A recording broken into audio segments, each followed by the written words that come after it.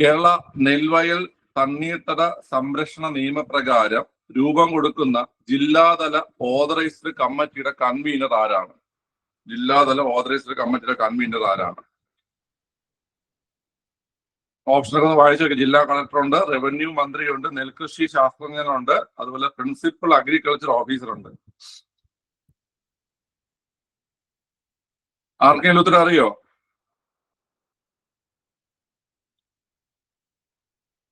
അറിഞ്ഞൂടെങ്കിൽ അറിഞ്ഞൂടെന്ന് comment ചെയ്താലും മതി, ഉത്തരം അറിയത്തില്ലെങ്കിൽ.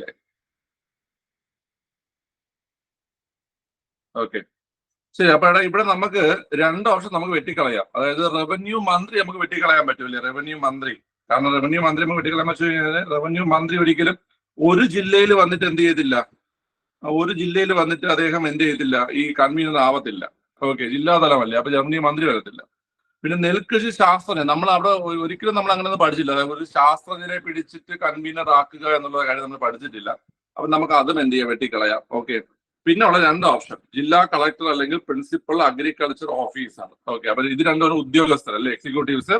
അപ്പൊ ഇതിൽ ഒരാളാണ് വരുന്നത്. പിള്ളേർ ആൻസർ വരുന്നത് option D, principal agriculture officer ആണ്. കേട്ടോ?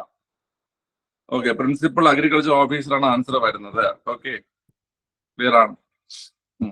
അടുത്ത രണ്ടാമത്തെ ക്വസ്റ്റ്യൻ. അപ്പൊ ചോദ്യം നോക്കി വെച്ചിരിക്കുക. കേരള നെൽവയൽ തണ്ണീർത്തട സംരക്ഷണ നിയമപ്രകാരം രൂപം കൊടുക്കുന്ന ജില്ലാതല ഓതറൈസ്ഡ് കമ്മിറ്റിയുടെ കൺവീനർ ആരെന്ന് കേട്ട് കഴിഞ്ഞാൽ പ്രിൻസിപ്പൽ അഗ്രികൾച്ചർ ഓഫീസർ ആണ്. നല്ലൊരു ചോദ്യമാണ് കേട്ടോ.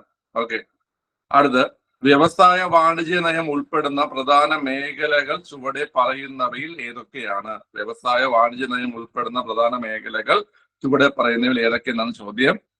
ഇലക്ട്രോണിക്സ്, ഖനനം, വസ്ത്രങ്ങളും തുണിത്തരങ്ങളും, കാർഷിക ഭക്ഷ്യ സംസ്കരണം. വ്യവസായം വാണിജ്യ നയം ഇതിൽ ഏതൊക്കെ വരുന്ന ചോദ്യം. വായിച്ചു നോക്കി സാവകാശം ചെയ്താൽ മതി, വെപ്രാളം കാണിക്കണ്ട.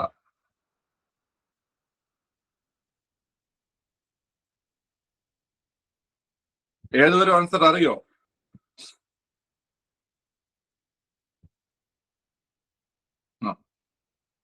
നോക്കാം.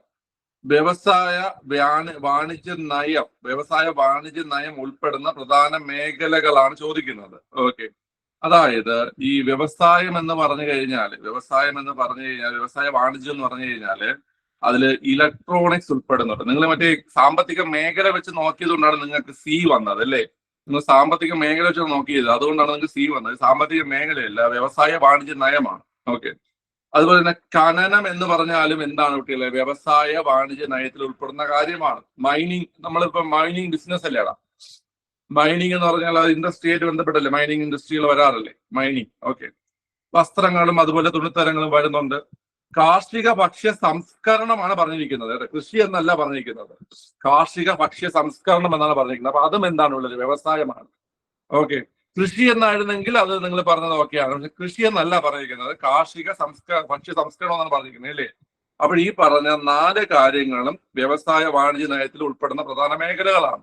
ഇലക്ട്രോണിക്സ് ഉൾപ്പെടുന്നുണ്ട്, അതുപോലെ തന്നെ ഖനനം ഉൾപ്പെടുന്നുണ്ട്, വസ്ത്രങ്ങളും തുണിത്തരങ്ങളും ഉൾപ്പെടുന്നുണ്ട്, കാർഷിക ഭക്ഷ്യ സംസ്കരണം ഉൾപ്പെടുന്നുണ്ട്. മനസ്സിലായല്ലോ? അടുത്ത ചോദ്യം. 18 വയസ്സിന് താഴെ വരുന്ന കുട്ടികൾക്ക് ഹൃദ്രോഗം, ക്യാൻസർ, വൃക്കാരോഗം ഉൾപ്പെടെയുള്ള എല്ലാ രോഗങ്ങൾക്കും സർക്കാർ ആശുപത്രികളിലൂടെ സൗജന്യ ചികിത്സ ഉറപ്പാക്കുന്ന പദ്ധതി ഏതാണ്? 18 വയസ്സിന് താഴെയുള്ള കുട്ടികൾക്ക് നമ്മൾ 2 പദ്ധതി പഠിക്കുന്നുള്ളൂ. ഒന്ന് ആരോഗ്യ കിരണവും മറ്റൊന്ന് ഏതാണ്? താലോലവുമാണ് അല്ലെ? ആരോഗ്യ കിരണവും താലോലവും നമ്മൾ പഠിക്കുന്ന പദ്ധതികളാണ് അല്ലേ? ഓക്കെ, അപ്പൊ 18 വയസ്സിന് താഴെയുള്ള കുട്ടികൾക്ക് അവർക്ക് OP ടിക്കറ്റ് ഒക്കെ ഫ്രീ ആണ്. നമ്മൾ ഈ ഗവൺമെന്റ് ഹോസ്പിറ്റലിൽ പോകുന്ന സമയത്ത് നമുക്ക് അവിടെ ഒരു നോട്ടീസ് നിങ്ങൾ കണ്ടു കാണും. നമ്മൾ OP ടിക്കറ്റ് എടുക്കാൻ നിൽക്കുന്ന സ്ഥലത്ത് ഒരു നോട്ടീസ് കണ്ടു കാണും. ആരോഗ്യ കിരണം പദ്ധതി പ്രകാരം 18 വയസ്സിൽ താഴെയുള്ള കുട്ടികൾക്ക് OP ടിക്കറ്റിന് പൈസ നൽകേണ്ടതില്ല എന്ന് പറയുന്ന ഒരു ബോർഡ് കണ്ടു കാണും നിങ്ങൾ അല്ലേ? ഓക്കെ, അതായത് അതുവരെ ഫ്രീ ആണ്, OP ടിക്കറ്റ് വരെ ഫ്രീ ആണ് അല്ലേ? ഓക്കെ, അടുത്ത ചോദ്യം. സംസ്ഥാന അഡ്മിനിസ്ട്രേറ്റീവ് ട്രൈബ്യൂണലിനെ കുറിച്ച് ചുവടെ പറയുന്ന പ്രസ്താവനകളിൽ ശരിയായവ തിരഞ്ഞെടുക്കുക. Administrative tribunal. ഓക്കെ, സംസ്ഥാന അഡ്മിനിസ്ട്രേറ്റീവ് ട്രൈബ്യൂണൽ ചെയർമാനെയും അംഗങ്ങളെയും നിയമിക്കുന്നത് രാഷ്ട്രപതിയാണ്. സംസ്ഥാന അഡ്മിനിസ്ട്രേറ്റീവ് ട്രൈബ്യൂണൽ ചെയർമാനെയും അംഗങ്ങളെയും നിയമിക്കുന്നത് ഗവർണറുടെ ഉപദേശപ്രകാരമാണ്. സംസ്ഥാന അഡ്മിനിസ്ട്രേറ്റീവ് ട്രൈബ്യൂണലിൽ ചെയർമാൻ ഉൾപ്പെടെ 4 പേർ ഉണ്ടായിരിക്കും. ഓക്കെ, ചെയർമാൻ ഉൾപ്പെടെ 4 പേർ ഉണ്ടായിരിക്കുമെന്നാണ് ക്വസ്റ്റ്യൻ കൊടുത്തിരിക്കുന്നത്. ഓക്കെ, ഇതില് ഏതാ പിള്ളേരെ ആൻസർ?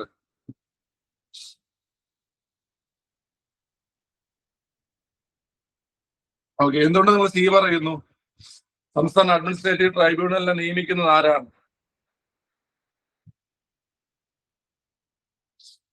ഗവർണറാണ്, ഉറപ്പാണോ? സംസ്ഥാന അഡ്മിനിസ്ട്രേറ്റീവ് ട്രൈബ്യൂണലിനെ നിയമിക്കുന്നത് രാഷ്ട്രപതി ഗവർണറുടെ നിർദ്ദേശപ്രകാരം. മനസ്സിലായ? രാഷ്ട്രപതി നിയമിക്കുന്നു ആരുടെ നിർദ്ദേശപ്രകാരം? ഗവർണറുടെ നിർദ്ദേശപ്രകാരം നിയമിക്കുന്നു. മനസ്സിലായി? അതൊന്നും രണ്ടും ശരിയാണ്. ഇത് കോൺസ്റ്റിറ്റ്യൂഷൻ ബോഡിയാണ് അല്ലേ, ഭരണഘടനാ സ്ഥാപനമാണ്. കോൺസ്റ്റിറ്റ്യൂഷൻ ബോഡിയാണ്, അല്ലെങ്കിൽ ഒരു ഭരണഘടനാ സ്ഥാപനമാണ് അഡ്മിനിസ്ട്രേറ്റീവ് ട്രൈബ്യൂണൽ എന്ന് പറയുന്നത്. ഓക്കെ, ശരി. അപ്പോഴ് നിയമിക്കുന്നത് രാഷ്ട്രപതിയും നിർദ്ദേശിക്കുന്നത് ഗവർണറുമാണ്. ഈ അംഗസംഖ്യ തെറ്റാണ്. അംഗസംഖ്യ എത്രയുണ്ടാ അഡ്മിനിസ്ട്രേറ്റീവ് ട്രൈബ്യൂണലിൽ? ചെയർമാൻ ഉൾപ്പെടെ എത്ര പേരുണ്ട് അറിയോ? അഡ്മിനിസ്ട്രേറ്റീവ് ട്രൈബ്യൂണലിൽ ചെയർമാൻ ഉൾപ്പെടെ 6 പേരാണ്. 6 പേരാണ് ചെയർമാൻ ഉൾപ്പെടെ 6 പേരാണ് അഡ്മിനിസ്ട്രേറ്റീവ് ട്രൈബ്യൂണലിൽ വരുന്നത്. ഇപ്പോഴത്തെ കേരള സംസ്ഥാന അഡ്മിനിസ്ട്രേറ്റീവ് ട്രൈബ്യൂണൽ ചെയർമാൻ ആണെന്ന് അറിയാമോ? ഇപ്പോഴത്തെ കേരള സംസ്ഥാന അഡ്മിനിസ്ട്രേറ്റീവ് ട്രൈബ്യൂണലിന്റെ ചെയർമാൻ ആണെന്ന് അറിയാമോ കുട്ടികളെ? ആരാ? സി കെ അബ്ദുൾ റഹീമാണ് കേട്ടോ. സി കെ അബ്ദുൾ റഹീമാണ് കേരള സംസ്ഥാന അഡ്മിനിസ്ട്രേറ്റീവ് ട്രൈബ്യൂണലിന്റെ ഇപ്പോഴത്തെ ചെയർമാൻ ആണ്. സി കെ അബ്ദുൾ റഹീമാണ്. പഠിക്കേണ്ട ഒരു ക്വസ്റ്റ്യൻ ആണ് കേട്ടോ. സി കെ അബ്ദുൾ റഹീമാണ് കേട്ടോ. സി കെ അബ്ദുൾ റഹീമാണ് ആൻസർ. ഓക്കെ, ശരി. അപ്പൊ ഇവിടെ വരുന്ന സമയത്ത് 1ഉം 2ഉം ശരി. Option A answer. അടുത്ത് കേരളത്തിലെ അടിസ്ഥാന സൗകര്യ വികസനത്തിനായി ധനസമാഹരണം നടത്തുന്നതിന് സംസ്ഥാന സർക്കാർ രൂപം കൊടുത്ത ധനകാര്യ സ്ഥാപനം. ഇത് ഞാൻ നിങ്ങൾക്ക് പഠിപ്പിച്ചിട്ടുണ്ട്. ഇത് ഓക്കെ. കേരളത്തിലെ അടിസ്ഥാന സൗകര്യ വികസനത്തിന് വേണ്ടിയിട്ട് ധനസമാഹരണം നടത്തുന്ന സംസ്ഥാന സർക്കാർ രൂപം കൊടുത്ത ധനകാര്യ സ്ഥാപനം ഏതാ കുട്ടികളെ? അതാണ് കിഫ്ബി. ഓക്കെ, കിഫ്ബി ആണ്. നമ്മൾ കിഫ്ബി പഠിച്ചിട്ടുണ്ട് അല്ലെ? കിഫ്ബിയുടെ പൂർണ്ണരൂപം എന്താ? കിഫ്ബിയുടെ സ്പെല്ലിംഗ് എന്ന് പറഞ്ഞത് നിങ്ങള്? കിഫ്ബിയുടെ സ്പെല്ലിംഗ് എന്താണ് അറിയോ? KIIFB ആണ്. 2 I വരുന്നുണ്ട് അല്ലേ? KIIFB ആണ് കിഫ്ബിയുടെ സ്പെല്ലിംഗ്. അതായത് Kerala infrastructure investment fund board എന്നാണ് കിഫ്ബിയുടെ പൂർണ്ണരൂപം. Kerala infrastructure investment fund board എന്നാണ് കിഫ്ബിയുടെ പൂർണ്ണരൂപം. ഓക്കെ. അപ്പൊ അതനുസരിച്ച് അടിസ്ഥാന ഇൻഫ്രാസ്ട്രക്ചർ എന്ന് വെച്ച് കഴിഞ്ഞാൽ അടിസ്ഥാന സൗകര്യമാണ്. അടിസ്ഥാന സൗകര്യമാണ്. അപ്പൊ കേരളത്തിലെ അടിസ്ഥാന സൗകര്യ വികസനത്തിനായി ധനസമാഹരണം നടത്തുന്ന സംസ്ഥാന സർക്കാർ സ്ഥാപനമാണ്, ധനകാര്യ സ്ഥാപനമാണ് കിഫ്ബി എന്ന് പറയുന്നത്. കിഫ്ബി ആണ് ആൻസർ കേട്ടോ. കിഫ്ബിയുടെ പൂർണ്ണരൂപം Kerala infrastructure investment fund board എന്നാണ് കിഫ്ബിയുടെ പൂർണ്ണരൂപം. ഓക്കെ, അടുത്ത ചോദ്യം. ഉത്രട്ടാതി വള്ളംകളി എന്നറിയപ്പെടുന്നത് ഏതാ? ഇവിടെ ഓപ്ഷൻ എ ആണ്. ആറന്മുള വള്ളംകളിയാണ് ഉത്രട്ടാതി വള്ളംകളി എന്നറിയപ്പെടുന്നത്. ഉത്രട്ടാതി വള്ളംകളി എന്നറിയപ്പെടുന്നത്. അടുത്ത്, കേരള ഫോക്ലോർ അക്കാദമിയുമായി ബന്ധപ്പെട്ട് ശരിയായ പ്രസ്താവനകൾ തിരഞ്ഞെടുക്കുക. കേരള ഫോക്ലോർ അക്കാദമി സ്ഥിതി ചെയ്യുന്നത് കണ്ണൂർ ജില്ലയിലെ ചിറക്കലിലാണ്. കേരള ഫോക്ലോർ അക്കാദമിയുടെ ആദ്യത്തെ ചെയർമാനാണ് CJ Kuttappan. Kerala folklore academy നൽകുന്ന പുരസ്കാരമാണ് PK കാളൻ പുരസ്കാരം. കേരള ഫോക്ലോർ അക്കാദമിയുടെ പ്രസിദ്ധീകരണമാണ് വിജ്ഞാന കൈരളി. ഓക്കെ, ഇതിൽ ഏതൊക്കെയാ ശരിയായിട്ടുള്ളേ? പിള്ളേരെ ഇതിൽ ശരിയായിട്ടുള്ളത് 1, 2, 3 ആണ്. അപ്പൊ ഓപ്ഷൻ ഡി വരും. നാലാമത്തെ തെറ്റെന്താ? വിജ്ഞാന കൈരളി ആരുടേതാ? വിജ്ഞാന കൈരളി നമ്മൾ പഠിച്ചിട്ടുണ്ട്. ഭാഷാ ഇൻസ്റ്റിറ്റ്യൂട്ടിൻ്റെതാണ് വിജ്ഞാന കൈരളി. ഇത് പഠിച്ചിട്ടുണ്ട് അല്ലേ? സംസ്ഥാന ഭാഷാ ഇൻസ്റ്റിറ്റ്യൂട്ടിൻ്റെതാണ് വിജ്ഞാന കൈരളി. നമ്മൾ പഠിച്ചിട്ടുള്ള കാര്യമാണ്. ഓക്കെ, പൊലിയാണ് ഇവർക്ക് വരുന്നത്. ഫോക്ലോർ അക്കാദമിക്ക് വരുന്നത് പൊലിയാണ് അല്ലെ? ഫോക്ലോർ അക്കാദമിയുടെ പ്രസിദ്ധീകരണം ഏതാണ്? പൊലിയാണ് ഫോക്ലോർ അക്കാദമിയുടെ പ്രസിദ്ധീകരണം വരുന്നത്. ഓക്കെ, ഭാഷാ ഇൻസ്റ്റിറ്റ്യൂട്ടിൻ്റെതാണ് വിജ്ഞാന കൈരളി. നമ്മൾ പഠിച്ചിട്ടുണ്ട്. ഭാഷയിലൂടെയാണ് നമ്മൾ വിജ്ഞാനം നേടുന്നതെന്ന് പഠിച്ചിട്ടുണ്ടായിരുന്നു അല്ലേ? ഭാഷയിലൂടെയാണ് നമ്മൾ വിജ്ഞാനം നേടുന്നത്. അതുകൊണ്ട് ഭാഷാ ഇൻസ്റ്റിറ്റ്യൂട്ട് വിജ്ഞാന കൈരളിയും ഈ ഫോക്ലോർ അക്കാദമിയുടേത് പൊലിയുമാണ്. കേളി ഏതാ? കേളി എന്ന് പറഞ്ഞു കഴിഞ്ഞാൽ സംഗീത നാടക അക്കാദമിയുടേതാണ് കേളി. സംഗീത നാടക അക്കാദമിയുടെയാണ് കേളി കേട്ടോ. ഓക്കെ, സംഗീത നാടക അക്കാദമിയുടേത് കേളിയാണ്. ഫോക്ലോർ അക്കാദമിയുടേത് പൊലിയാണ്. പിന്നെ നമ്മുടെ സാഹിത്യ അക്കാദമിയുടെ നമുക്ക് അറിയാം. എന്താണ് സാഹിത്യ അക്കാദമി? 3 ഉണ്ടെന്നും. സാഹിത്യ ലോകം, സാഹിത്യ ചക്രവാളം, മലയാളം ലിറ്റററി സർവേ. സാഹിത്യ ലോകം, സാഹിത്യ ചക്രവാളം, മലയാളം ലിറ്റററി സർവേ, ഇതൊക്കെ സാഹിത്യ അക്കാദമിയിലാണ് നമ്മൾ എന്ത് ചെയ്തിട്ടുണ്ട്? പഠിച്ചിട്ടുള്ള കാര്യം തന്നെയാണ്. ഓക്കെ, ശരി. അപ്പൊ ഇവിടെ ഇത് തെറ്റാണ് അല്ലെ, ബാക്കിയെല്ലാം ശരിയാണ്. അടുത്ത, ദേവധർ ട്രോഫി ഏത് കായികനുമായി ബന്ധപ്പെട്ടിരിക്കുന്നു? ദേവധർ ട്രോഫി ഏത് കായികനുമായി ബന്ധപ്പെട്ടിരിക്കുന്നു എന്നാണ് ചോദ്യം. അറിഞ്ഞുടെങ്കിൽ എഴുതരുത്. Deodhar trophy folklore academy 1995 folklore academy. Deodhar trophy പിള്ളേരെ ക്രിക്കറ്റ് ആണ്. ഓപ്ഷൻ ബി ക്രിക്കറ്റ് ആണ് കേട്ടോ. ദേവധർ ട്രോഫി ഏതാണ് കുട്ടികളെ? ക്രിക്കറ്റ് ആണ്, ക്രിക്കറ്റ് ആണ്. വിജയ് ഹസാരെ ട്രോഫി, അതുപോലെ തന്നെ മുഷ്താഖ് അലി ട്രോഫി, അതുപോലെ തന്നെ ഇറാനി ട്രോഫി, ഇതെല്ലാം എന്താണ്? ക്രിക്കറ്റ് ആണ് കേട്ടോ, ക്രിക്കറ്റ് ആണ്. ഓക്കെ, രഞ്ജി ട്രോഫി ക്രിക്കറ്റ് ആണ്. Ranji trophy, Irani trophy, Mushtaq Ali trophy, Vijay Hazare trophy, ഇതെല്ലാം ക്രിക്കറ്റ് ആണ് കേട്ടോ. ആഗാഖാൻ വരുന്ന സമയത്ത് വോയിസ് ഉണ്ണികൃഷ്ണനാണ് ഇപ്പോഴത്തെ ചെയർമാൻ. ഫോക്ലോർ അക്കാദമിയുടെ ഇപ്പോഴത്തെ ചെയർമാൻ വോയിസ് ഉണ്ണികൃഷ്ണൻ തന്നെയാണ്. ആഗാഖാൻ ട്രോഫി വരുന്ന സമയത്ത് ഹോക്കി വരും. ആഗാഖാൻ ട്രോഫി ഹോക്കിയാണ് കേട്ടോ. അടുത്ത് 49ാമത്തെ ചോദ്യം, കവിത ചാട്ടവാറാക്കിയ കവി എന്നറിയപ്പെടുന്ന ആരെയാണ്? കവിത ചാട്ടവാറാക്കിയ കവി. കവിത ചാട്ടവാറാക്കിയ നമ്മൾ സ്കൂളിൽ പഠിച്ചിട്ടുണ്ട്. ഓപ്ഷൻ സി കുഞ്ചൻ നമ്പ്യാരെയാണ് നമ്മൾ കവിത ചാട്ടവാറാക്കിയ കവി എന്നറിയപ്പെടുന്നത്. കുഞ്ചൻ നമ്പ്യാരാണ് കേട്ടോ. അടുത്ത നല്ലൊരു ടഫ് ക്വസ്റ്റ്യൻ ആണ്. ആരെങ്കിലും എഴുതാൻ നോക്കാം. ചേരുംപടി ചേർക്കുക. ചേരുംപടി ചേർക്കുക ക്വസ്റ്റ്യൻ ആർക്കും കിട്ടും നോക്കാം.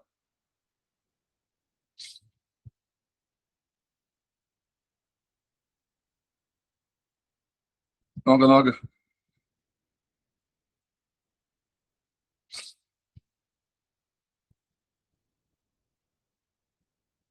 അവിടെ ഓപ്ഷൻ സി ആണ്. ഓപ്ഷൻ സി ആണ് ആൻസർ വരുന്നത്. അതായത് KC നാരായണന്റെ കൃതിയാണ് മലയാളികളുടെ രാത്രികള്. അതുപോലെ തന്നെ ഉണ്ണികൃഷ്ണൻ പുത്തൂരിന്റെ കൃതിയാണ് ധർമ്മചക്രം. ഉണ്ണികൃഷ്ണൻ പുത്തൂരിന്റെ കൃതിയാണ്. അതുപോലെ P. കുഞ്ഞിരാമന്റെ കൃതിയാണ് എന്നെ തിരയുന്ന ഞാൻ. P. കുഞ്ഞിരാമന്റെ കൃതിയാണ് എന്നെ തിരയുന്ന ഞാൻ. അതുപോലെ തന്നെ P. സുരേന്ദ്രന്റെ കൃതിയാണ് ചൈനീസ് മാർക്കറ്റ് കേട്ടോ, ചൈനീസ് മാർക്കറ്റ്. ഈ കൃതികൾ പഠിച്ചിരിക്കണം. ഇതൊക്കെ പ്രീവിയസ് ആയിട്ട് വന്നിട്ടുള്ള ചോദ്യങ്ങളാണ്.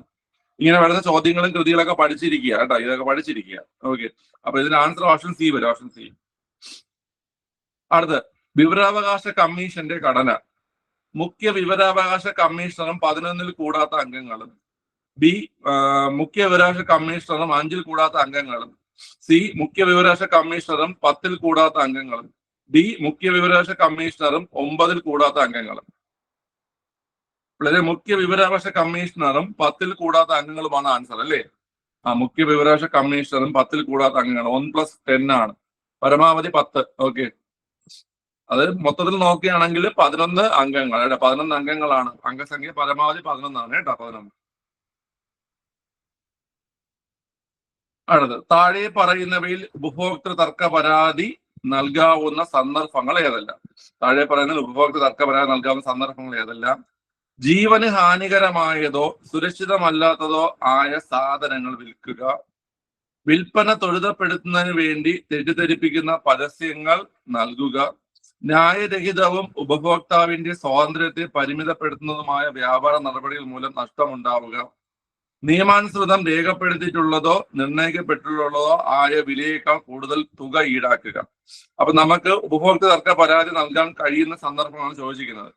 വളരെ ഓപ്ഷൻ ഡി ആണ്. ഈ പറയുന്ന സന്ദർഭങ്ങളിലെല്ലാം നമുക്ക് എന്ത് ചെയ്യാൻ പറ്റും? പരാതി നൽകാൻ കഴിയും. ഓക്കെ, ഓപ്ഷൻ ഡി ആണ് ആൻസർ ആയിട്ട് വരുന്നത്. ഓപ്ഷൻ ഡി ആണ് കേട്ടോ. ഓക്കെ, അടുത്തത്, സ്ത്രീ ശാക്തീകരണത്തിനായിട്ടുള്ള ദേശീയ നയം ഇന്ത്യയിൽ നടപ്പിലാക്കിയ വർഷം. സ്ത്രീ ശാക്തീകരണത്തിനായിട്ടുള്ള ദേശീയ നയം ഇന്ത്യയിൽ നടപ്പിലാക്കിയ വർഷം.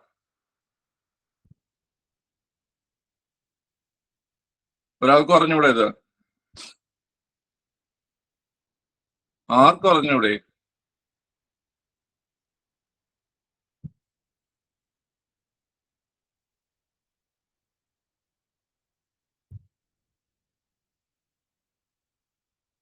കൊള്ളാലോ. നിങ്ങൾ നോട്ടെടുത്ത് നോക്കേ. ഞാൻ അന്താരാഷ്ട്ര വനിതാ വർഷം പഠിപ്പിച്ചു, ദേശീയ സ്ത്രീ ശാക്തീകരണ വർഷം പഠിപ്പിച്ചു, പിന്നെ സ്ത്രീ ശാക്തീകരണത്തിനുള്ള നയം നടപ്പിലാക്കിയ വർഷം. എനിക്ക് തോന്നുന്നു ഒരു 2 മാസത്തിനകത്തായിട്ടേ ഉള്ളൂ നീ ഇത് പഠിപ്പിച്ചിട്ട്.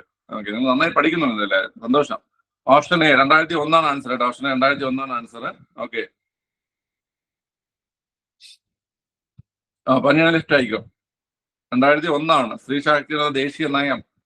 നിങ്ങൾ ഞാൻ ഈ പഠിപ്പിച്ചത് നിങ്ങൾക്ക് ഓർമ്മയുണ്ടോ? 1975 അതുപോലെ തന്നെ 2001 ദേശീയ സ്ത്രീ ശാക്തീകരണ വർഷം, സ്ത്രീ ശാക്തീകരണത്തിനുള്ള ദേശീയ നയം 2001, പിന്നെ സ്ത്രീ ശാക്തീകരണം ലക്ഷ്യമാക്കി എടുത്ത പഞ്ചവത്സര പദ്ധതി എന്നും പറഞ്ഞിട്ട് ഞാൻ സ്ത്രീകളുമായി ബന്ധപ്പെട്ട കുറെ കാര്യങ്ങൾ പഠിപ്പിച്ചിട്ടുണ്ടായിരുന്നു. റീസെന്റ് ആയിട്ടാണ് പഠിപ്പിച്ചത്, നിങ്ങൾ ആരും നോക്കിയിട്ടില്ല. കൊള്ളാം. ഓക്കെ, 2001 ആൻസർ കേട്ടോ. അടുത്ത്, കേരള സംസ്ഥാന പട്ടികജാതി പട്ടികവർഗ കമ്മീഷന് സിവിൽ കോടതിയുടെ സമാനമായ അധികാരങ്ങളുണ്ട്. പട്ടികജാതി പട്ടികവർഗ കമ്മീഷന് സിവിൽ കോടതിയുടെ സമാനമായ അധികാരങ്ങളുണ്ട്. താഴെ പറയുന്നവയിൽ നിന്ന് ശരിയായ പ്രസ്താവനകൾ കണ്ടെത്തുക. സംസ്ഥാനത്തിന്റെ ഏത് ഭാഗത്തു നിന്നും ഏതൊരു വ്യക്തിയെയും വിളിച്ചു വരുത്തി കമ്മീഷന് മുന്നിൽ ഹാജരാക്കാനും വിശദീകരണം തേടുന്നതിനും അധികാരമുണ്ട്. അതുപോലെ രേഖകൾ കണ്ടെത്താനും ഹാജരാക്കുന്നതിനും സത്യവാങ്മൂലത്തിന്മേൽ തെളിവുകൾ സ്വീകരിക്കുന്നതിനും അധികാരമുണ്ട്. സാക്ഷികളുടെയും രേഖകളുടെയും വിസ്താരത്തിനായി കമ്മീഷനുകൾ പുറപ്പെടുവിക്കുന്നതിനും അധികാരമുണ്ട്. ഓക്കെ, ഇതിൽ ഏതൊക്കെയാണ് ആൻസർ അനുപെടുന്നത്? പട്ടികജാതി പട്ടികവർഗ കമ്മീഷനുള്ള അധികാരങ്ങളാണ് ഇവിടെ ചോദ്യം വന്നിരിക്കുന്നത്. ആരെങ്കിലും സ്കിപ്പ് ചെയ്യുക, വെറുതെ കറക്കി കുത്താൻ നിൽക്കണ്ട. വളരെ ഇവിടെ സംസ്ഥാനത്തിന്റെ ഏത് ഭാഗത്ത് നിന്നും ഏതൊരു വ്യക്തിയെയും വിളിച്ചു വരുത്തി കമ്മീഷന് മുന്നിൽ ഹാജരാകാനും വിശദീകരണം തേടുന്നതിനും അധികാരം ആർക്കുണ്ട്? നമ്മുടെ പട്ടികജാതി പട്ടികവർഗ കമ്മീഷനുണ്ട്. ഓക്കെ, രേഖകൾ കണ്ടെത്താനും ഹാജരാക്കുന്നതിനും സത്യവാങ്മൂലത്തിനുമേൽ തെളിവുകൾ സ്വീകരിക്കുന്നതിനും അധികാരമുണ്ട്. അതുപോലെ സാക്ഷികളുടെയും രേഖകളുടെയും വിസ്താരത്തിനായി കമ്മീഷനുകൾ പുറപ്പെടുവിക്കുന്നതിനും അധികാരമുണ്ട്. അതായത് ഓപ്ഷൻ ഡി ആണ് ആൻസർ. 1, 2, 3 ശരിയാണ്. ഇതെല്ലാം ശരിയാണ് അല്ലേ? ഓക്കെ, അപ്പൊ ഇത് പഠിച്ചിരിക്കുക. നിങ്ങൾക്ക് എടുത്തിട്ടില്ല സംസ്ഥാന പട്ടികജാതി പട്ടികവർഗ കമ്മീഷൻ, അത് ഉടനെ എടുത്തു തരാം. ഓക്കെ, ദേശീയ ബാലാവകാശ കമ്മീഷന്റെ ചെയർമാനെയും അംഗങ്ങളെയും നിയമിക്കുന്നത് ആരാണ്? ദേശീയ ബാലാവകാശ കമ്മീഷന്റെ ചെയർമാനെയും അംഗങ്ങളെയും നിയമിക്കുന്നത് ആരാണ്?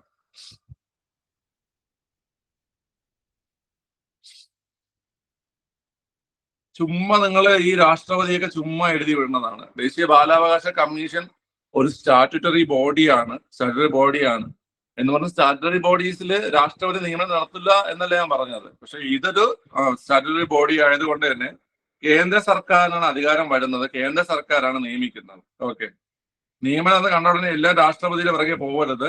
രാഷ്ട്രപതി അല്ലാത്തത് കൊണ്ട് രാഷ്ട്രപതി നിയമിക്കുന്നത് ഏതൊക്കെയെന്ന് പ്രത്യേകം പഠിപ്പിച്ചു തരാം. അപ്പൊ മനസ്സിലാവുമായിരിക്കും. പഠിപ്പിക്കുന്നതൊക്കെ പഠിച്ചിട്ടേ കാര്യമുള്ളൂ കേട്ടോ, അതൊരു കാര്യമാണ്. അപ്പൊ പഠിപ്പിക്കുന്ന ക്വസ്റ്റ്യൻസ് പോലെ നിങ്ങൾ തെറ്റിക്കുന്നുണ്ടെങ്കിൽ നിങ്ങൾ നേരെ പഠിക്കുന്നില്ല. ഞാൻ എന്ത് പറയാനാണ്?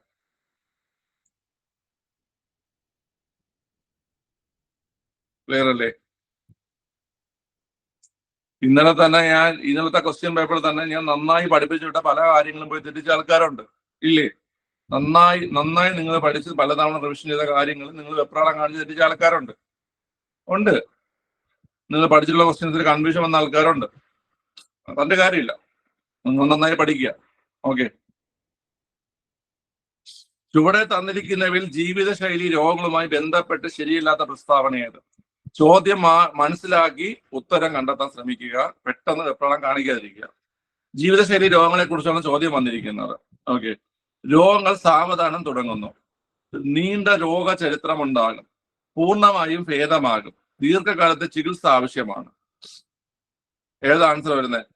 ആൻസർ ഓപ്ഷൻ സി ആണ്. പൂർണ്ണമായും ഭേദമാകത്തില്ല ജീവിതശൈലി രോഗങ്ങൾ. മനസ്സിലായി? ഇപ്പൊ നമുക്കിപ്പം പ്രമേഹമായാലും അതുപോലെ തന്നെ നമ്മുടെ രക്തസമ്മർദ്ദം ആയാലും ഈ പറഞ്ഞ സാധനങ്ങളൊന്നും പൂർണ്ണമായും നമുക്ക് എന്തില്ല, ഒരു ഭേദമാകലില്ല. മനസ്സിലായ? നമ്മുടെ ജീവിതകാലം മുഴുവൻ നമ്മൾ എന്ത് ചെയ്യേണ്ടി വരും പിള്ളേരെ? നമ്മൾ അതിന് ട്രീറ്റ്മെന്റുകൾ നോക്കേണ്ടി വരും. ഓക്കെ, അപ്പൊ അത് മനസ്സിലാക്കി വെക്കുക കേട്ടോ, ജീവിതശൈലി രോഗങ്ങളെ കുറിച്ചുള്ള. അടുത്ത, വ്യത്യസ്ത ഇനത്തിൽപ്പെട്ട ജന്തുക്കളെ പ്രത്യേകമായി പാർപ്പിച്ചു പരിപാലിക്കുകയും വംശവർദ്ധനവിന് വേണ്ട സാഹചര്യങ്ങൾ ഒരുക്കുകയും ചെയ്യുന്ന സംരക്ഷണ കേന്ദ്രങ്ങൾ അറിയപ്പെടുന്ന പേരെന്നാണ് ചോദ്യം. വ്യത്യസ്ത ഇനത്തിൽപ്പെട്ട ജന്തുക്കളെ പ്രത്യേകമായി പാർപ്പിച്ച് പരിപാലിക്കുകയും വംശവർദ്ധനവിന് വേണ്ടിയിട്ടുള്ള സാഹചര്യങ്ങൾ ഒരുക്കുകയും ചെയ്യുന്നതാണ് സൂ അല്ലെങ്കിൽ സുവോളജിക്കൽ ഗാർഡനുകൾ അല്ലെങ്കിൽ സുവോളജിക്കൽ പാർക്കുകൾ എന്ന് പറയാൻ പറ്റും നമുക്ക്. മനസ്സിലായ? നമ്മൾ നോക്കിയാൽ ഒരു സൂ അല്ലെങ്കിൽ ഒരു മൃഗശാലയിലേക്ക് നമ്മൾ പോകുമ്പോഴും നമ്മൾ കാണുന്നത് വ്യത്യസ്ത ഇനത്തിൽപ്പെട്ട ജന്തുക്കളെയാണ്. അപ്പൊ അവരെ സംരക്ഷിച്ച് അവിടെ പരിപാലിക്കുന്നുണ്ട് അവരെ. അതോടൊപ്പം തന്നെ അവരുടെ വംശവർദ്ധനവിന് വേണ്ടിയിട്ടുള്ള കാര്യങ്ങൾ നമ്മൾ എന്ത് ചെയ്യുന്നുണ്ട്. ഓക്കെ, അത് ഇൻസിറ്റു കൺസർവേഷൻ അല്ല, അത് എക്സിറ്റു കൺസർവേഷൻ ആണ്.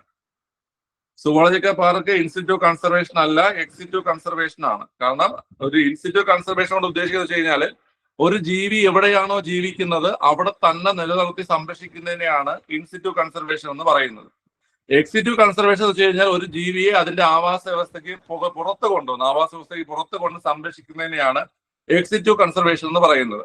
ഓക്കെ, സുവോളജിക്കൽ പാർക്കുകൾ എക്സിറ്റു കൺസർവേഷൻ ആണ്. സുവോളജിക്കൽ പാർക്ക് ആയാലും ബൊട്ടാണിക്കൽ ഗാർഡൻ ആയാലും അതുപോലെ തന്നെ നമ്മുടെ ഈ ജീൻ ബാങ്കുകൾ, ഇത് മൂന്നുമാണ് എക്സിറ്റു കൺസർവേഷന് പ്രധാനപ്പെട്ട ഉദാഹരണങ്ങൾ കേട്ടോ. സുവോളജിക്കൽ പാർക്ക്, അതുപോലെ തന്നെ ഈ ബൊട്ടാണിക്കൽ ഗാർഡൻ, അതുപോലെ തന്നെ ലാസ്റ്റ് പറഞ്ഞ ജീൻ ബാങ്ക്, ഇതൊക്കെയാണ് എക്സിറ്റു കൺസർവേഷന്.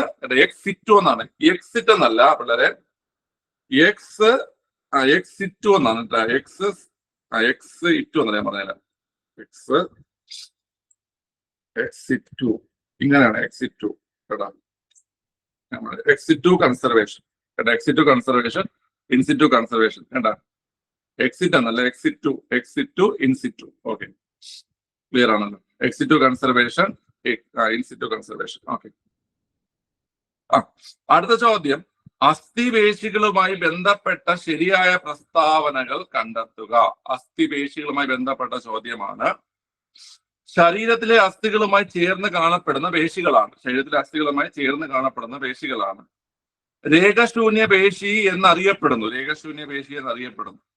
ഇവയുടെ പ്രവർത്തനങ്ങൾ നാഡീവ്യവസ്ഥയുടെ ഐച്ഛിക നിയന്ത്രണത്തിന് കീഴിലായതിനാൽ ഇവ ഐച്ഛിക പേശികൾ എന്നറിയപ്പെടുന്നു. അന്നപഥത്തിലൂടെയുള്ള ആഹാരത്തിന്റെ സഞ്ചാരവും ജനനേന്ദ്രിയ നാളികളിലൂടെയുള്ള ബീജകോശങ്ങളുടെ സഞ്ചാരവും ഇവയുടെ സഹായത്തോടെയാണ് സാധ്യമാകുന്നത്. വായിച്ചു നോക്കുക, കിട്ടും. ഈസിയായിട്ട് ചെയ്യാൻ പറ്റുന്ന ക്വസ്റ്റ്യൻ ആണ്. ഈ സ്റ്റേറ്റ്മെന്റിന്റെ വലിപ്പം കണ്ടെന്ന് പേടിക്കയില്ല. വളരെ ഓപ്ഷൻ ഡി 1, 3 ആൻസർ. 1, 3 ആൻസർ. നമുക്ക് നോക്കാം. ശരീരത്തിലെ അസ്ഥികളുമായി ചേർന്ന് കാണപ്പെടുന്ന പേശികളാണ് അസ്ഥിപേശി. അത് ശരിയാണ്. നമ്മളെ ബോൺസിന്റെ കൂടെയൊക്കെ കാണപ്പെടുന്ന പേശി, നമ്മുടെ കയ്യിലും കാലിലൊക്കെ കാണപ്പെടുന്ന, നമ്മുടെ ബോഡിയിലൊക്കെ കാണപ്പെടുന്നത് ഈ പറയുന്ന അസ്ഥിപേശിയാണ്. രേഖാശൂന്യ പേശി എന്നറിയപ്പെടുന്നു. അത് തെറ്റാണ്. രേഖാങ്കിത പേശിയാണ്. ഇവിടെ രേഖാങ്കിത പേശിയാണ്. രേഖാശൂന്യ പേശിയല്ല, രേഖാങ്കിത പേശിയാണ്. രേഖാങ്കിത പേശിയാണ്. ഇവയുടെ പ്രവർത്തനങ്ങൾ നാഡീവ്യവസ്ഥയുടെ ഐച്ഛിക നിയന്ത്രണത്തിന്റെ കീഴിലായതിനാൽ ഇവ ഐച്ഛിക പേശികൾ എന്ന് അറിയപ്പെടുന്നു. നമ്മുടെ ഇഷ്ടത്തിന് നമുക്ക് മൂവ് ചെയ്യാൻ പറ്റും അല്ലെ ഈ പേശികളൊക്കെ. നമ്മുടെ ഇഷ്ടത്തിനാണ്. എന്റെ കയ്യിൽ ഇഷ്ടത്തിന് എന്ത് ചെയ്യുന്നുണ്ട്, മൂവ് ചെയ്യുന്നുണ്ട്. കഴുത്തും കാലും എല്ലാം മൂവ് ചെയ്യാൻ പറ്റുന്നുണ്ട്. ഓക്കെ, അപ്പൊ ഇത് ചെയ്യാൻ പറ്റുന്നത് കൊണ്ട് രേഖാശൂന്യ പേശി വരുന്നത് നമ്മുടെ മിനുസപേശിയാണ്. മിനുസപേശി നമ്മുടെ ഇന്റേണൽ ഓർഗൻസിലൊക്കെ ഉള്ള മിനുസപേശി രേഖാശൂന്യ പേശിയാണ്. ഓക്കെ. കാർഡിയാക് മസില് നമുക്ക് 3 മസിൽസ് ആണ് ഉള്ളത്. ഒന്ന് സ്കെൽറ്റൽ മസില്, അതുപോലെ തന്നെ രണ്ടാമത്തത് ഈ സ്മൂത്ത് മസില്, മൂന്നാമത്തത് കാർഡിയാക് മസിൽ കേട്ടോ. ഓക്കെ, അത് അതിന്റെ ഇത് പഠിപ്പിക്കും, കുറച്ചുണ്ട്. അത് SCRL പറയുന്നുണ്ട്. ഓക്കെ, നമുക്ക് റിവിഷനിൽ എടുക്കാം രാവിലെ. കാർഡിയാക്ക് രേഖാങ്കിതമാണ്. കാർഡിയാക്കും സ്കെൽറ്റൽ മസിലും രേഖാങ്കിത പേശികളാണ്. ഈ പറയുന്ന സ്മൂത്ത് മസിൽ മാത്രമാണ് രേഖാശൂന്യ പേശി. ഓക്കെ, ഇന്റേണൽ ഓർഗൻസിൽ വരുന്ന സ്മൂത്ത് മസിൽ അല്ലെങ്കിൽ മിനുസപേശിയാണ് രേഖാശൂന്യ പേശി. ഓക്കെ, ശരി. അപ്പൊ മൂന്നാമത്തെ സ്റ്റേറ്റ്മെന്റ് കറക്റ്റ് ആണ് പിള്ളേരെ. അതായത് ഐച്ഛിക പേശികൾ എന്നറിയപ്പെടുന്നു. അടുത്ത്, അന്നപഥത്തിലൂടെയുള്ള ആഹാരത്തിന്റെ സഞ്ചാരവും ജനനേന്ദ്രിയ നാളികളിലൂടെയുള്ള ബീജകോശങ്ങളുടെ സഞ്ചാരവും ഇവയുടെ സഹായത്തോടെ സാധ്യമാകുന്നു. അത് പിള്ളേരെ തെറ്റാണ്. കാരണം അതിനെ സഹായിക്കുന്നത് സ്മൂത്ത് മസിൽസ് ആണ്. മനസ്സിലായ? അസ്ഥിപേശികളല്ല, മിനുസപേശികളാണ് ഈ അന്നപഥത്തിലൂടെയുള്ള ആഹാരത്തിന്റെ സഞ്ചാരത്തെയും അതുപോലെ തന്നെ ജനനേന്ദ്രിയ നാളികളിലൂടെ ബീജകോശങ്ങളുടെ സഞ്ചാരത്തെയൊക്കെ സഹായിക്കുന്നത് മിനുസപേശി അല്ലെങ്കിൽ സ്മൂത്ത് മസിലാണ്. മിനുസപേശി അല്ലെങ്കിൽ സ്മൂത്ത് മസിലാണ്. അപ്പൊ 1ാമത്തെയും 3ാമത്തെയും സ്റ്റേറ്റ്മെന്റ് ആണ് ശരിയായിട്ടുള്ളത്. 2ഉം 4ഉം തെറ്റാണ്. താഴെ തന്നിരിക്കുന്നവയിൽ ഉമിനീർ ഗ്രന്ഥിയെ ബാധിക്കുന്ന രോഗം ഏതാണ്? ഉമിനീർ ഗ്രന്ഥിയെ ബാധിക്കുന്ന രോഗം ഏതാണ് ചോദ്യം. നോക്കേ, മഞ്ഞപ്പിത്തം, മുണ്ടിനീര്, സാൾസ്, റുബല്ല. ഇവിടെ നമ്മളെ മുണ്ടിനീരാണ് അല്ലെ. മുണ്ടിനീരാണ് നമ്മളെ ഉമിനീർ ഗ്രന്ഥി. നമ്മളെ മുണ്ടിനീര് പാരാമിക്സോ വൈറസ് വഴി ഉണ്ടാകുന്ന മുണ്ടിനീര് എന്നുള്ള രോഗമാണ് നമ്മളെ ഉമിനീർ ഗ്രന്ഥി എന്ത് ചെയ്യുന്നത് പിള്ളേരെ ബാധിക്കുന്നത് കേട്ടോ. ഉമിനീർ ഗ്രന്ഥിയെ ബാധിക്കുന്നത് മുണ്ടിനീരാണ്. മുണ്ടിനീര് ഓപ്ഷൻ ബി ആണ്. കണ്ണ്, ത്വക്ക്, മുടി എന്നിവയുടെ ആരോഗ്യത്തിന് ആവശ്യമായ വൈറ്റമിൻ ഏതാണ്? കണ്ണ്, ത്വക്ക്, മുടി. കണ്ണ്, ത്വക്ക്, മുടി. കണ്ണ് വെച്ച് നമുക്ക് എഴുതാം വൈറ്റമിൻ എ ആണല്ലേ. വൈറ്റമിൻ എ ആണ്. കണ്ണ്, ത്വക്ക്, മുടി എന്നിവയുടെ ആരോഗ്യത്തിന് ആവശ്യമായ വൈറ്റമിൻ എ ആണ്. വൈറ്റമിൻ എ ആണ്. അടുത്ത, ഹൃദയത്തിന്റെ ഏട്രിയൽ ഭിത്തി ഉൽപ്പാദിപ്പിക്കുന്ന ഏട്രിയൽ നാട്രിയൂററ്റിക് ഫാക്ടറിന്റെ ധർമ്മം എന്താണ്? ഹൃദയത്തിന്റെ ഏട്രിയൽ ഭിത്തി ഉൽപ്പാദിപ്പിക്കുന്ന ഏട്രിയൽ നാട്രിയൂററ്റിക് ഫാക്ടറിന്റെ ധർമ്മം എന്താണ്? രക്തസമ്മർദ്ദം കുറയ്ക്കുക, ചുവന്ന രക്താണുക്കളുടെ നിർമ്മാണം, കലകളുടെ വളർച്ച, മാംസ്യത്തിന്റെ സംശ്ലേഷണ പ്രവർത്തനം. വളരെ ഈസിയാണ്. ഓപ്ഷൻ എ, രക്തസമ്മർദ്ദം കുറയ്ക്കുക. ബാക്കിയുള്ള ചുവന്ന രക്തങ്ങളുടെ നിർമ്മാണം നമ്മൾ പഠിച്ചിട്ടുണ്ട്. അസ്ഥി മജ്ജ എന്നൊക്കെയാണ് ചുവന്ന രക്തങ്ങൾ ഫോം ചെയ്യുന്നത് അല്ലേ? ഓക്കെ. കലകളുടെ വളർച്ചയായിട്ട് അതിനൊരു ബന്ധമില്ല നമ്മുടെ ഹൃദയത്തിന്. പിന്നെ മാംസ്യത്തിന്റെ സംശ്ലേഷണവും അല്ല. അപ്പോൾ ഓപ്ഷൻ എ, രക്തസമ്മർദ്ദം കുറയ്ക്കുക. അപ്പൊ നാട്രിയൂററ്റിക് ഫാക്ടർ എന്തിനാന്ന് ഇട്ട് കഴിഞ്ഞാൽ രക്തസമ്മർദ്ദം കുറയ്ക്കാൻ വേണ്ടിയിട്ടാണ് കേട്ടോ. ഓക്കെ. ശബ്ദത്തിന്റെ കൂർമ്മത അറിയപ്പെടുന്ന പേര്. ശബ്ദത്തിന്റെ കൂർമ്മത അറിയപ്പെടുന്ന പേര് എന്താണ്? ശബ്ദത്തിന്റെ കൂർമ്മത അറിയപ്പെടുന്ന പേര്? ഓപ്ഷൻ ബി, സ്ഥായി ആണ് കേട്ടോ. സ്ഥായി ആണ് ശബ്ദത്തിന്റെ കൂർമ്മത അറിയപ്പെടുന്ന പേര്. ഓപ്ഷൻ ബി, സ്ഥായി ആണ് കേട്ടോ. അത് താഴെ പറയുന്നവയിൽ ശരിയായ പ്രസ്താവനകൾ ഏതെല്ലാം? എൻഡോസ്കോപ്പിയിൽ ഉപയോഗിക്കുന്ന പ്രകാശ പ്രതിഭാസമാണ് പൂർണ്ണ ആന്തരിക പ്രതിഫലനം. സിഡിയിൽ കാണപ്പെടുന്ന വർണ്ണരാജിക്ക് കാരണം ഇന്റർഫറൻസ് ആണ്. അപവർത്തനം കാരണമാണ് നക്ഷത്രങ്ങൾ മിന്നിത്തിളങ്ങുന്നതായി തോന്നുന്നത്. ദർപ്പണങ്ങളിൽ പ്രതിബിംബം രൂപപ്പെടാൻ കാരണമായ പ്രതിഭാസമാണ് പ്രതിപതനം. ഏതാ ഉള്ളൊരു ആൻസർ? ശരിയായ പ്രസ്താവന ചോദിച്ചിരിക്കുന്നത്. എല്ലാവർക്കും ഡി ആണോ കിട്ടിയത്? വേറെ ഉത്തരവാക്കൂല്ലേടാ. ആൻസർ ബി ആണ് കേട്ടോ. ബി, ആൻസർ ബി ആണ് ആൻസർ. ഓക്കെ. കാരണം സിഡിയിൽ കാണപ്പെടുന്ന വർണ്ണരാജിക്ക് കാരണം നമ്മൾ ഇന്നലെ അതൊരു വേറൊരു ക്വസ്റ്റ്യൻ, ഡിഫ്രാക്ഷൻ. സിഡിയിൽ ഡിഫ്രാക്ഷൻ ആണ്. നമ്മളൊരു ക്വസ്റ്റ്യൻ പഠിച്ചതാ. അതാണ് 2-3 ദിവസം മുമ്പ്, ഒരാഴ്ച മുമ്പ് പഠിച്ച ക്വസ്റ്റ്യൻ ആണ്. സിഡിയിലെ വർണ്ണരാജിക്ക് കാരണം ഡിഫ്രാക്ഷൻ. അപ്പൊ അതിനെ നിങ്ങൾ തെറ്റിക്കുകയാണ്. നിങ്ങൾ തന്നെ സ്വയം വിലയിരുത്തുക. നിങ്ങൾ റിവിഷൻ കൃത്യമായി ചെയ്യുന്നുണ്ടോ, കൃത്യമായി പഠിക്കേണ്ടതൊക്കെ പഠിക്കുന്നുണ്ടോ എന്ന്. കാട്ടിക്കൂട്ടി തമാശയാക്കരുത് ഉള്ള കാര്യം പറയുകയാണ്. ഓക്കെ. ഡിഫ്രാക്ഷൻ ആണ് ആൻസർ കേട്ടോ. അടുത്ത ചോദ്യം, അന്തരീക്ഷത്തിലെ താപം വർദ്ധിക്കുന്നതിനനുസരിച്ച് ആപേക്ഷിക ആർദ്രതയ്ക്ക് ഉണ്ടാവുന്ന മാറ്റം. എസ് ചോദ്യമാണ്. അന്തരീക്ഷത്തിലെ താപം വർദ്ധിക്കുന്നതനുസരിച്ച് ആപേക്ഷിക ആർദ്രതയ്ക്ക് ഉണ്ടാകുന്ന മാറ്റം എല്ലാവർക്കും കൂടെയാണ് അറിയുന്നത്. വളരെ കുറയും. ഓപ്ഷൻ ബി ആണ് ആൻസർ. ഓപ്ഷൻ ബി ആണ് ആൻസർ. അന്തരീക്ഷത്തിലെ താപം വർദ്ധിക്കുന്നതനുസരിച്ച് ആപേക്ഷിക ആർദ്രത എന്ത് ചെയ്യും? വളരെ കുറയുകയാണ് ചെയ്യുന്നത്. ഓക്കെ. അന്തരീക്ഷ മർദ്ദത്തെ കുറിച്ചല്ല ചോദിച്ചിരിക്കുന്നത് കേട്ടാ, ആപേക്ഷിക ആർദ്രതയെ കുറിച്ചാണ് ചോദിച്ചിരിക്കുന്നത്. ഓക്കെ. മിൽക്ക് ഓഫ് മഗ്നീഷ്യ എന്നറിയപ്പെടുന്നത്, മിൽക്ക് ഓഫ് മഗ്നീഷ്യ എന്നറിയപ്പെടുന്നത് ഈസി ക്വസ്റ്റ്യൻ ആണ്. മിൽക്ക് ഓഫ് മഗ്നീഷ്യ ഏതാ കുട്ടികളെ? Magnesium hydroxide. Milk of magnesia എന്നറിയപ്പെടുന്നത് മഗ്നീഷ്യം ഹൈഡ്രോക്സൈഡ് ആണ് അല്ലേ? മഗ്നീഷ്യം ഹൈഡ്രോക്സൈഡ് ആണ് മിൽക്ക് ഓഫ് മഗ്നീഷ്യ എന്നറിയപ്പെടുന്നത്. അടുത്ത്, ആറ്റവുമായി ബന്ധപ്പെട്ട് താഴെ തന്നിരിക്കുന്നവയെ ശരിയായ ചേരുമ്പടി ചേർക്കുക. ചേരുമ്പടി ചേർത്തോളൂ. ചേരുമ്പടി ചേർത്ത് കമന്റ് ചെയ്തോളൂ.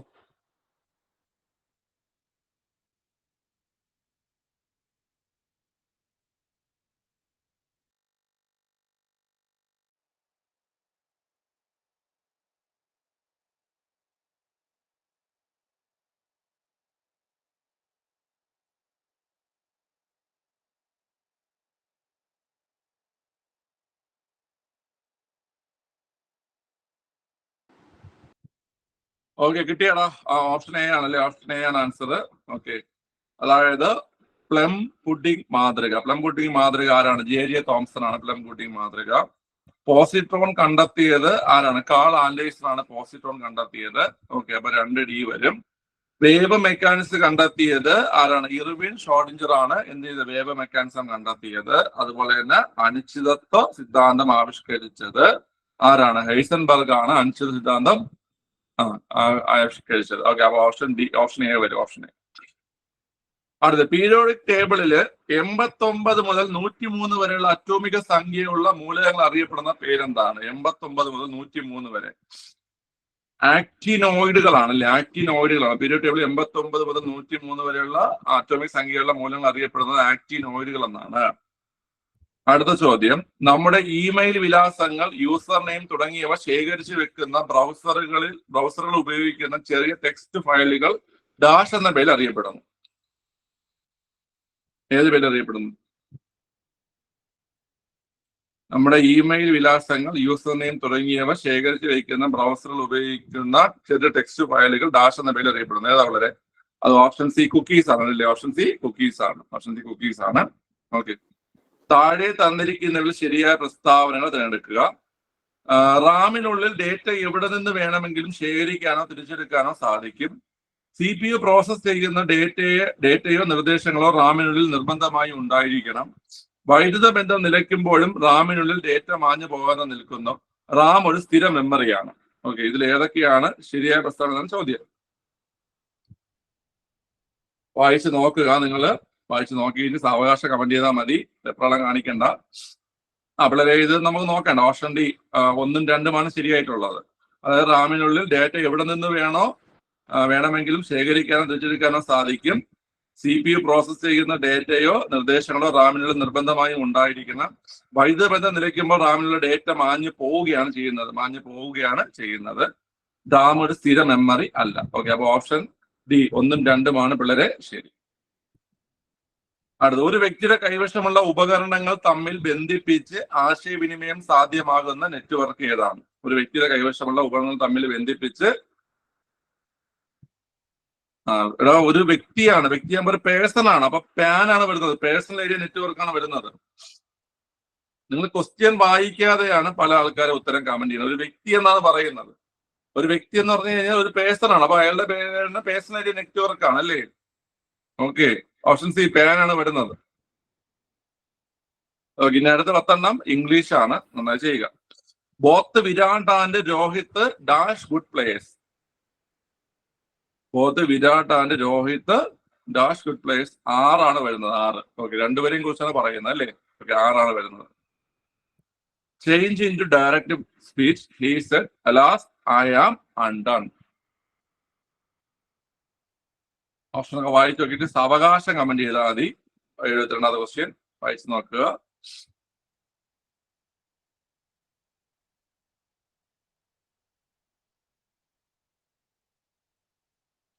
വളരെ ഓപ്ഷൻ ഡി ആണ്. He exclaimed sadly that he was undone. Okay, option D ആണ്. ഇതൊരു പ്രീവിയസ് ചോദ്യമാണ്. ഓക്കെ, ഇത് നിങ്ങൾ നോക്കി വെച്ചു. ചിലപ്പോൾ ഈ സാധനം തന്നെ വീണ്ടും കയറി വരും. Add proper question tag there has never been an exploitation in this company. There has never been an exploitation in this company. ഏത് വരും? ആ നെവർ വന്നത് കൊണ്ട് ടാഗ് പോസിറ്റീവ് ആവും അല്ലേ? നെവർ ഒരു നെഗറ്റീവ് വേർഡ് ആണ്. നെഗറ്റീവ് വേർഡ് വന്നത് കൊണ്ട് ടാഗ് പോസിറ്റീവ് ആവും. അപ്പൊ ഓപ്ഷൻ എ ഹാസ് ദെയർ ആണ് ആൻസർ. ഓക്കെ, അത് Kavya is dash than strong. Kavya is dash than strong.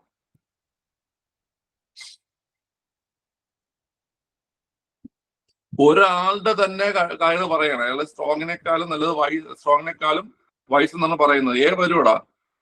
More vice ആണ് വരുന്നത്. മോർ വൈസ് ഓപ്ഷൻ ബി ആണ് കേട്ടോ. മോർ വൈസ് ആണ്. ഈ ടൈപ്പ് ഉള്ള ക്വസ്റ്റ്യൻസ് നിങ്ങൾ നോക്കി വെച്ച് വേണം. നമ്മളിത് കാണുമ്പോഴും നമ്മൾ വൈസറെ കൊണ്ടുപോകും.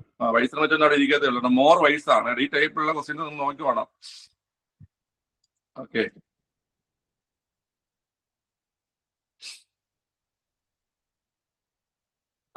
ശരി. അടുത്ത, she dash reach there by this time. She dash reached there by this time. ഏത് വരും?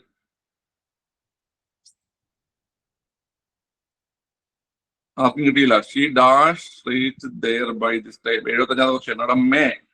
She may reach there by this time. Option A may ആണ് വരുന്നത്.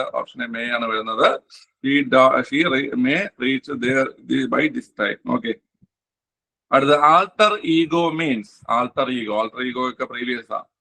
ആൾട്ടർ ഈഗോ എന്താ? പെട്ടെന്ന് പറഞ്ഞേടാ. ആൾട്ടർ ഈഗോ എന്ന് വെച്ചാൽ എന്താ? എ വെരി ക്ലോസ് ഫ്രണ്ട് ആണ് അല്ലെ? വെരി ക്ലോസ് ഫ്രണ്ട് ആണ് ആൾട്ടർ ഈഗോ എന്ന് പറയുന്നത്. ആൾട്ടർ ഈഗോ എന്ന് വെച്ച് കഴിഞ്ഞാൽ എ വെരി ക്ലോസ് ഫ്രണ്ട് ആണ് meaning. The word book mark is A dash word.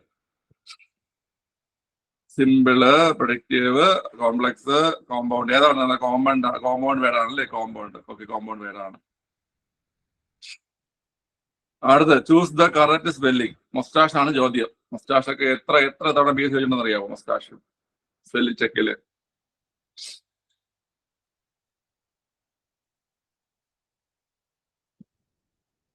എല്ലാവർക്കും ഡി ആണ് കിട്ടിയത്, എല്ലാവർക്കും ഡി ആണ് കിട്ടിയത്. ഓ, നേരത്തെ തന്നെ ഡി കമന്റ് ചെയ്തതാണ് അല്ലേ? ഓക്കെ. അവിടെ മൊസ്റ്റാഷിന്റെ spelling MOUSTACHE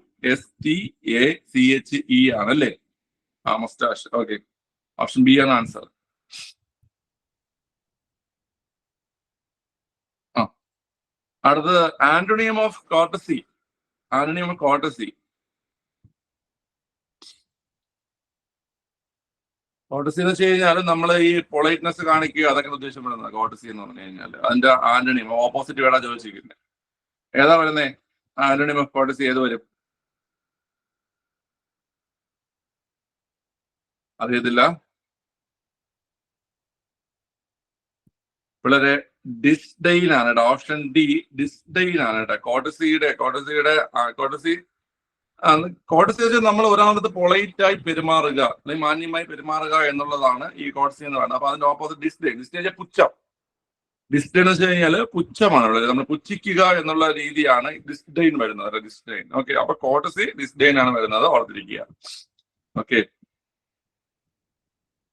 Give the one-word substitution for one who is in charge of a museum. മ്യൂസിയത്തിൽ ചാർജ് വരുന്ന ആള് നമ്മളത് പഠിച്ചിട്ടുണ്ട്. ക്യൂറേറ്റർ. അത് PSC മ്യൂസിയം ക്യൂറേറ്റർ എന്ന് പറഞ്ഞിട്ട് നമുക്ക് പരീക്ഷയ്ക്ക് വരെ വിളിക്കാറുണ്ട്. മ്യൂസിയം ക്യൂറേറ്റർ എന്ന് പറഞ്ഞിട്ടൊക്കെ നോട്ടിഫിക്കേഷൻ വരെ ഇടാറുണ്ട് കേട്ടോ. ക്യൂറേറ്റർ ആണ് നോക്കണം കേട്ടോ. ക്യൂറേറ്റർ. ഓക്കെ. മ്യൂസിയത്തിന്റെ ചാർജുള്ള ആളുടെ നമ്മൾ ക്യൂറേറ്റർ എന്ന് പറയുന്നത്. ക്യൂറേറ്റർ. ഓക്കെ. അടുത്ത് 81 മുതൽ 90 വരെ മാത്സ് ആണ്. ഞാൻ മാത്സ് ഒഴിവാക്കിയിട്ടാണ് ഞാൻ ഇവിടെ ഇടുന്നത്. മലയാളമാണ് കേട്ടോ. ആവൃതം എന്ന പദത്തിന് വിപരീതമായി വരുന്ന പദം ഏതാണ്? ആവൃതം എന്ന പദത്തിന് വിപരീതം. ആവൃതം അനാവൃതമാണ്. അനാവൃതമാണ് ആൻസർ വരുന്നത്. അനാവൃതം. ഓക്കെ. പിരിച്ചെടുക്കുക. താവഴി.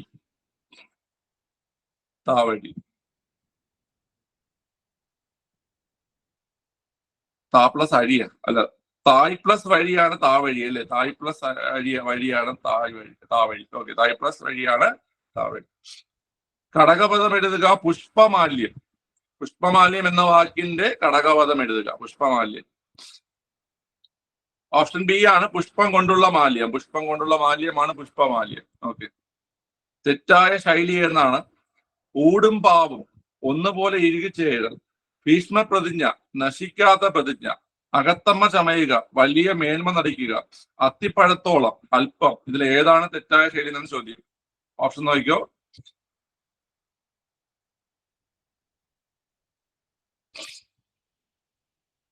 അവിടെ ഓപ്ഷൻ ഡി 2 മാത്രമാണ് അല്ലെ? 2 മാത്രമാണ് കേട്ടോ. നശിക്കാത്ത പ്രതിജ്ഞയല്ല. എന്താണ് ഭീഷ്മ പ്രതിജ്ഞ? എന്താണ്?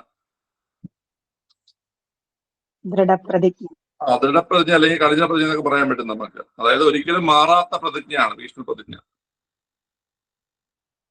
ഓക്കെ. ഭീഷ്മ പ്രതിജ്ഞ എന്താണെന്ന് അറിയോ? എന്തുവാ ഭീഷ്മ പ്രതിജ്ഞ? ഭീഷ്മ പ്രതിജ്ഞ എടുത്തു. അതായത് ഹസ്തിനപുര സിംഹാസനത്തിന് അദ്ദേഹം എന്നൊരു ദാസനായിരിക്കുമെന്നും ഹസ്തിനപുര സിംഹാസനത്തിന്റെ അധികാരിയുടെയും അദ്ദേഹത്തിന്റെ മക്കളുടെയും ദാസനായി അദ്ദേഹം എല്ലാ കാലം പ്രവർത്തിക്കുമെന്നും ഒരിക്കലും വിവാഹം കഴിക്കില്ല എന്നും വിവാഹം മാത്രമല്ല വിവാഹം കഴിക്കില്ല എന്നും ഒക്കെ പ്രതിജ്ഞ എടുത്തിട്ടുണ്ട്. ആ പ്രതിജ്ഞ അദ്ദേഹം തെറ്റിക്കാതിരിക്കാൻ വേണ്ടിയിട്ടാണ് അവസാന അധർമ്മത്തിന്റെ ഭാഗത്ത് നിന്ന് അദ്ദേഹം ആയുധം എടുത്തത്. മനസ്സിലായോ? ആ പ്രതിജ്ഞ തെറ്റിക്കാതിരിക്കാൻ വേണ്ടിയിട്ട് അദ്ദേഹം എന്ത് ചെയ്തു?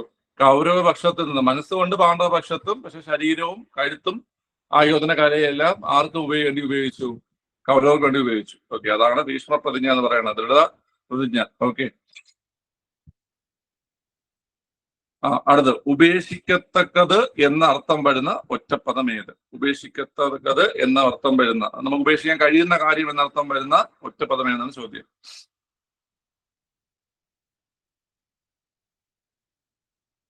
അറിയോ? പിള്ളേരെ അതിന്റെ ആൻസർ ഏതാ?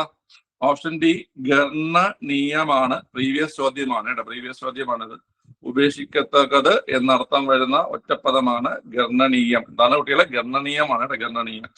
അടുത്ത് താഴെ പറയുന്നവയിൽ ഏകവചനത്തിന് ഉദാഹരണം ഏതാണ്? ഏകവചനത്തിന് ഉദാഹരണം. ഏകവചനം കഴിച്ചു നോക്കിയേ. ഓപ്ഷൻ ഡി തമ്പുരാനാണ്. ഓപ്ഷൻ ഡി തമ്പുരാനാണ് ഈ തന്നിരിക്കുന്നതിൽ ഏകവചനം. ഓക്കെ. സ്വാമികളും ഗുരുക്കളും നിങ്ങളൊക്കെ പൂജക ബഹുവചനങ്ങളാണ്. ഇവിടെ തമ്പുരാൻ തമ്പുരാൻ മാത്രമാണ് ഏകവചനം. താഴെ തന്നിരിക്കുന്നതിൽ അഗ്നി എന്നതിന്റെ പര്യായ പദങ്ങളിൽ ഉൾപ്പെടാത്തത് ഏത്? ഇത് പ്രീവിയസ് ആണ്. പ്രീവിയസും ഓപ്ഷൻ എല്ലാം സെയിം ആണ്. ഏതാണ് ഉള്ളത്? അഗ്നിയുടെ പര്യായത്തിൽ വരാത്തത് വളരെ ഓപ്ഷൻ ബി മരാളമാണല്ലേ. മരാളം വെച്ചാൽ എന്താ? മരാളം എനിക്ക് തോന്നുന്നു നമ്മൾ ഈ ക്വസ്റ്റ്യൻ മുമ്പ് എപ്പോഴും ചെയ്തിട്ടുണ്ടെന്ന് തോന്നുന്നു. ഇതേ സെയിം ക്വസ്റ്റ്യൻ തന്നെ നമ്മൾ ചെയ്തിട്ടുണ്ടെന്ന് തോന്നുന്നു. മരാളം എന്താ പിള്ളേരെ? മരാളം മരാളം എന്ന് വെച്ച് കഴിഞ്ഞാൽ അരയന്നമാണ്. മരാളം അരയന്നമാണ്. അരയന്നമാണ്. ഓക്കെ. അപ്പൊ അഗ്നിയുടെ പര്യായ പദത്തിൽ വരാത്തത് ഇതിൽ മരാളമാണ്. മരാളം. ഓക്കെ. അടുത്ത് താഴെ തന്നിരിക്കുന്നവയിൽ ആഗമസന്ധിക്ക് ഉദാഹരണം ഏതാണ്? ആഗമസന്ധിക്ക് ഉദാഹരണം ഏതെന്നാണ് ചോദ്യം.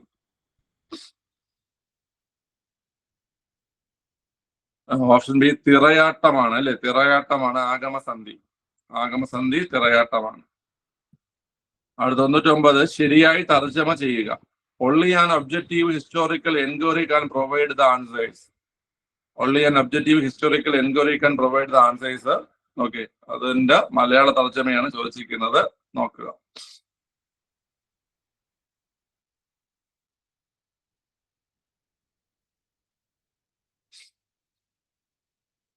ഓക്കെ, ഉത്തരം കിട്ടിയോ? എടാ നോക്കാം.